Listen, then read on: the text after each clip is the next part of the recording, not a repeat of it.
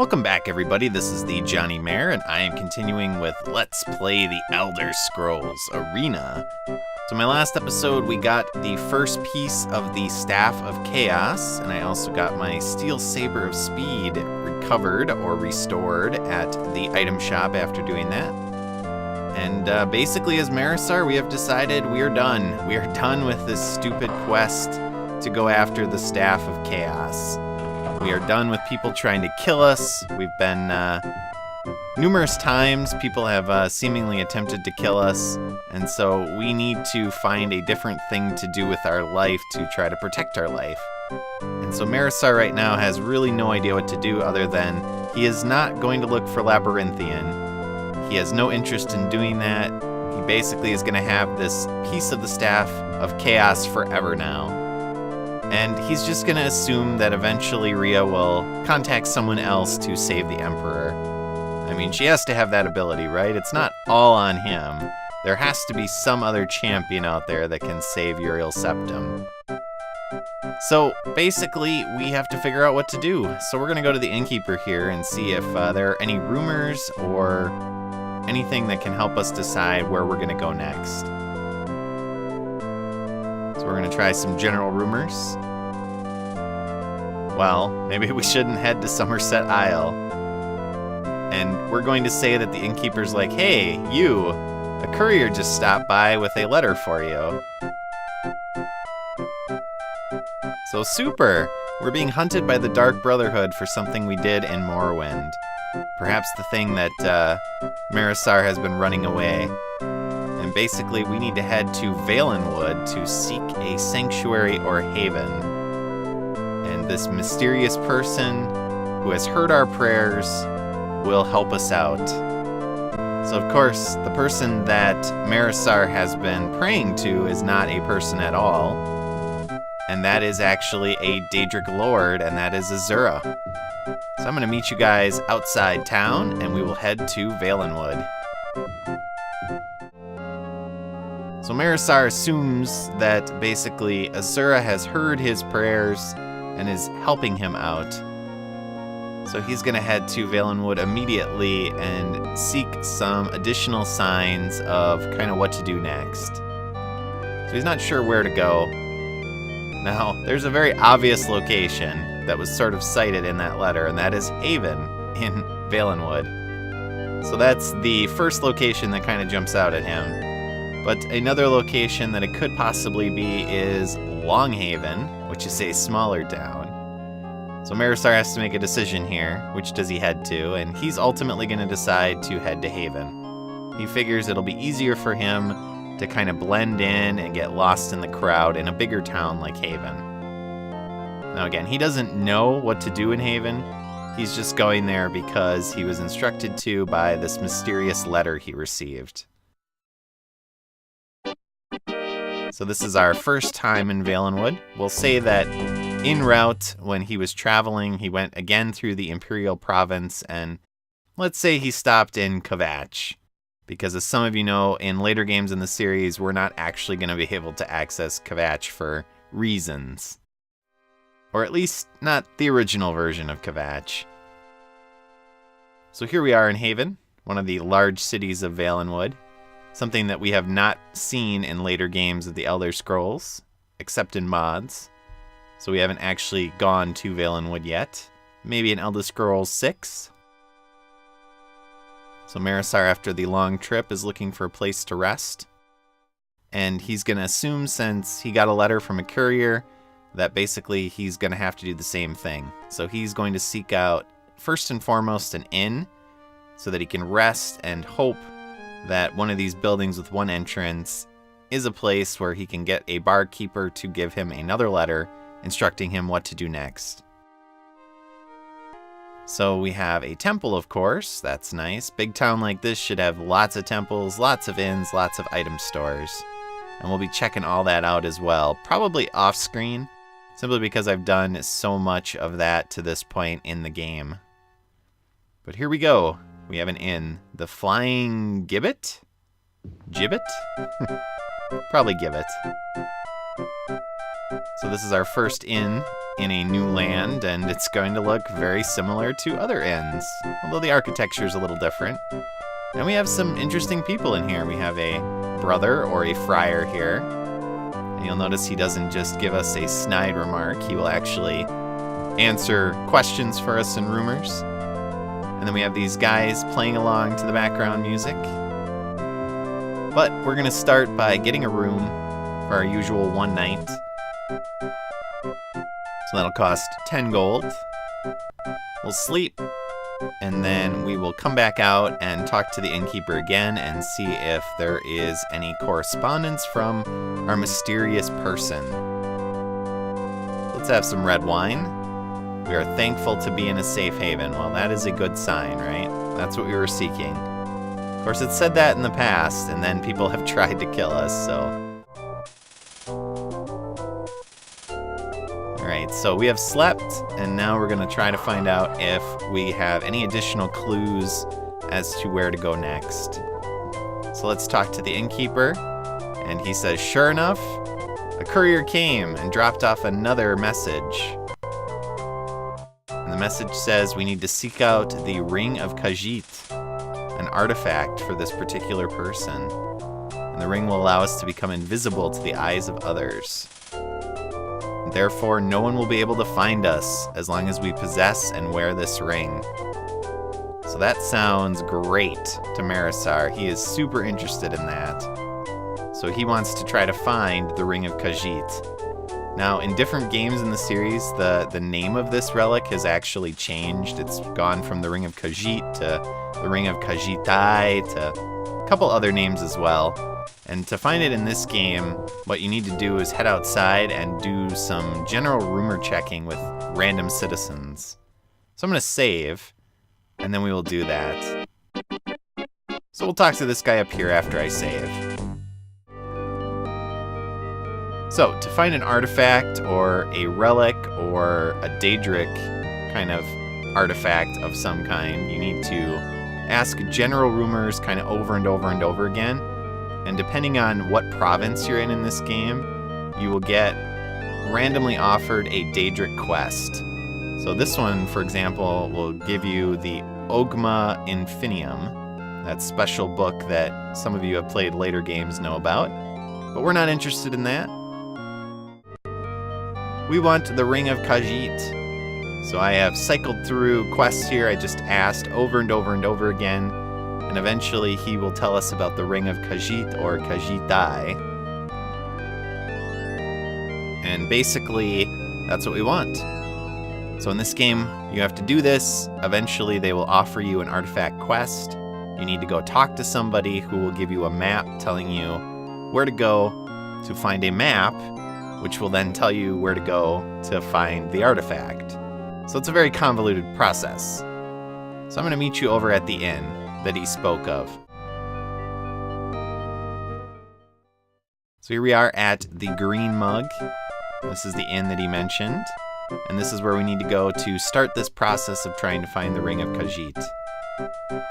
So again, we're going to go up to the innkeeper and see if we can activate something, and sure enough, we have a person that was mentioned by the other citizen who says, well, let me tell you about the legend of the Ring of Khajiit.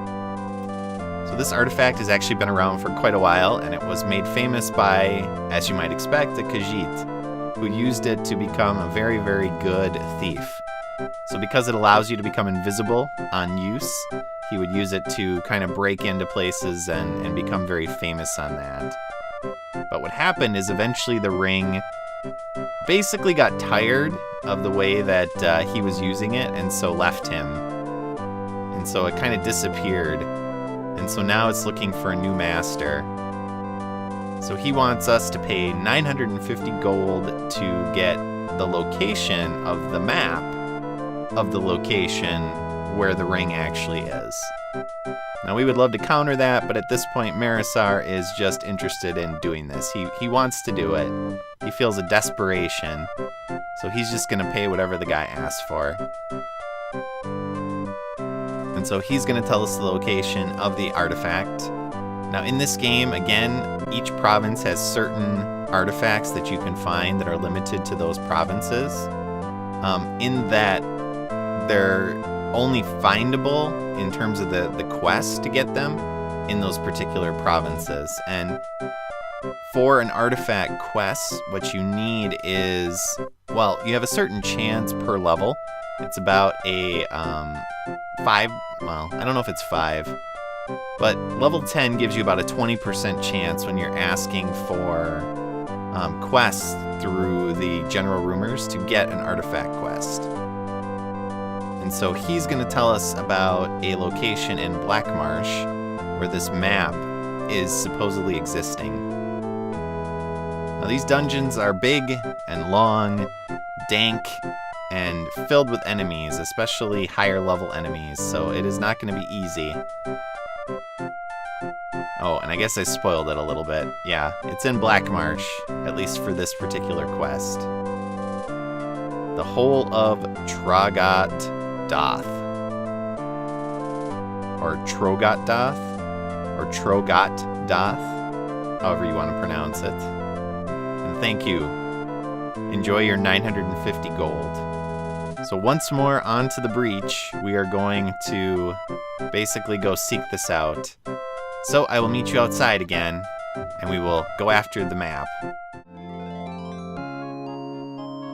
So we need to head to Black Marsh and find this particular dungeon location which has the map, and it is located right here. Now it will randomly appear on the map, and so that is where it happens to show up this time. And because these dungeons again are very long and windy and mazy, what I'm going to end up doing is doing kind of a initial run through the dungeon to figure out the path, so I can do it efficiently on camera. And then we will say that basically the mysterious person who is contacting Marasar is, in essence, instructing him where to go. So here we are. We're going to save, and then we're going to head through this dungeon and try to find the map. And then on the way back, I'll show some of the treasure. There are 4 floors in this dungeon, and the most efficient path is actually still pretty windy and mazy, so it might take me a few minutes to still get down to the 4th floor and find the map, but certainly not as long as it took when I did my initial run. So again, Marasar is not interested in fighting. He just wants... Hello, Mr. Zombie. I don't think we've seen a zombie before. Oh, and we're not getting the groaning. That's unfortunate. They have a little groan associated with them. This first floor is pretty easy. You just head straight to the east, and this is randomly generated, so it's not like it's always going to be this way. It just happened to be designed this way for this particular playthrough. Here are the stairs to the 2nd floor. Not too bad, but things are going to get more complicated starting with the next floor. But again, Marasar is not interested in fighting at this point. He just wants to get this over with as quickly as possible. He's not even really interested in looting, although again, on the way out, what I will do is show off some of the treasure in this location so that you're able to see some of that. So these side rooms, for example, do have treasure in them. So you can pick that up at your leisure. And again, I'll show some of that because the 3rd floor specifically has some unique architecture that I do want to show off. But we're getting pretty lucky here, not a lot of enemies. So I did reset the save. I didn't actually keep it going from my initial exploration of this place. So even though I know where to go, it's like I'm doing this for the first time on this save. 2 floors down, 2 to go. Going pretty quick when I know where to go. And again, just imagine that essentially Marasar has either a magical floating arrow in the air like in later games in the series telling him where to go, or the mysterious voice is kind of subtly guiding him on how to get through this dungeon quickly, because it wants him to find the Ring of Khajiit. Seems like a very benevolent overlord. Hello, Mr. Lizard Man. Or Daedric Lord, so to speak. But we shall see. I'm wondering if I can do some jumping. So I've been able to get the jump to work recently. So let's see if I can jump across this waterway here. Oh yeah. So Shift and J lets you jump. You do a long jump. So that's nice. It keeps you from having to, splash through the water, or if it's more of a mine shaft location, you don't have to drop into the mine shaft and come out. So it makes it easier, for example, if there's enemies on the other side, because then you don't have to try to force your way through by dropping in and getting out, which can be very perilous if you're not careful. They can keep knocking you back into the water or the mine location. But we're on the final floor here of this dungeon. So remember, this is just to find the map that will lead us to the dungeon that has the actual ring in. Now, fortunately, the map is pretty easy to find on this floor. So we'll hop over this location. We'll kill a Minotaur here. See if he's got anything on him. And he doesn't. And then we will grab this treasure as well, because why not? I know we're in a hurry, but when a big pile of gold is just sitting there, it's hard to resist as a thief. And this is the treasure chest with the map. So it's going to tell us the location of the dungeon that has the ring in it. So again, that is randomly generated. Where the map was randomly generated, and then where the location is... Okay, so it's in Hammerfell.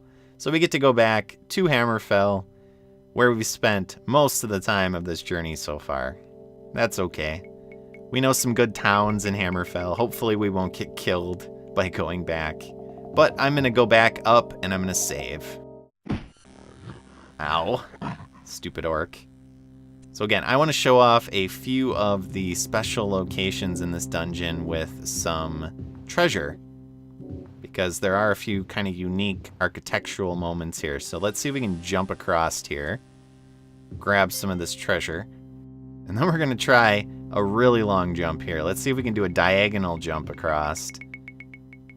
Now, this looks very perilous, right? Oh, but fortunately, we don't fall to our death. It's not a bottomless pit, so that's okay. We get a bunch of gold, so that's nice. Let's do this diagonal jump too. Ah! And then the location I really want to show is on the 3rd floor. On the 3rd floor, there's some water level areas that have quite a bit of treasure out on some little islands. So I want to show that off, and then we'll call it an episode, because we still have to go through another full dungeon in order to find the actual ring.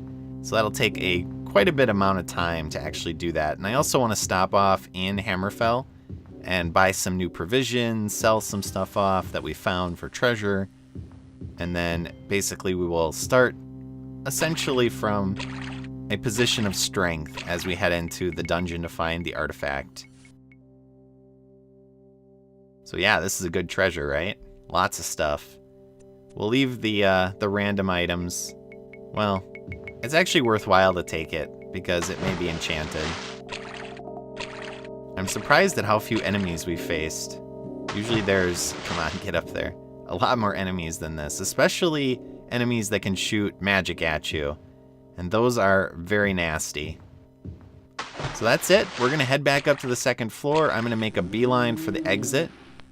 And then once I do, I will meet you outside and we will head to Hammerfell, where we are going to go into the dungeon next episode and try to find the Ring of Khajiit. Alright, so there were a couple wizards right there at the end that almost killed me.